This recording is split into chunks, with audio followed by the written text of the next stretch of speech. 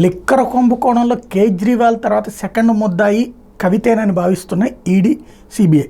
ఎందుకంటే ఆయన వచ్చేటప్పటికి డిప్యూటీ సీఎం వాళ్ళతో పనులు చేయించారు. అదే సందర్భంలో కవిత వచ్చేటప్పటికి బెదిరించి మరీ పెట్టుబడులు పెట్టించింది. చివరికి లేని ఆస్తులు చూపించి అమ్మినట్టు కథలు చెప్పి లంచాలని లేదా బెదిరించినటువంటి సొమ్ములని తన తరపున పెట్టుబడిగా పెట్టింది. తన జేబులో నుంచి కాదు, పెట్టుబడి పెట్టినటువంటి ఆ మాగుంట వాళ్ళ రాఘవ్ కానీ లేకపోతే శరత్చంద్రారెడ్డి కానీ ఆమె బెదిరింపులకు భయపడినే పెట్టుబడి పెట్టారు. వాళ్ళు అప్రూవర్లుగా మారడంతోనే ఇప్పుడు ఇరుక్కునుంది. అందుకని సిబిఐ ఈడీ ఈ ఇద్దరి విచారణలకు సంబంధించి ఇంతవరకు ఆమె జైల్లోనే ఉండాల్సి వచ్చింది. ముందు తప్పించుకుంటానికి చూసింది.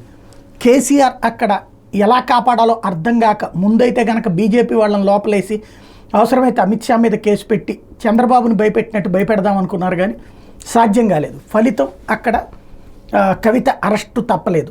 కవిత అరెస్ట్ అయ్యి జైల్లో ఉంటే ఆమె బెయిల్ కోసం చేసిన ప్రయత్నాలు పూర్తిగా విఫలమైన రౌస్ అవెన్యూ కోర్టులో ఇవాళ ఈడీ సిబిఐ గతంలో చేసిన వాదనల్ని ఓకే చేస్తూ ఆమె మీద ప్రధానమైనటువంటి అభియోగాలు ఉండటమే కాదు, ఆమె బయటకు వస్తే బెదిరిస్తుంది అనడానికి సాక్ష్యాలు ఉన్నాయన్నటువంటి కారణంగా బెయిల్ ఇవ్వడానికి నిరాకరించారు.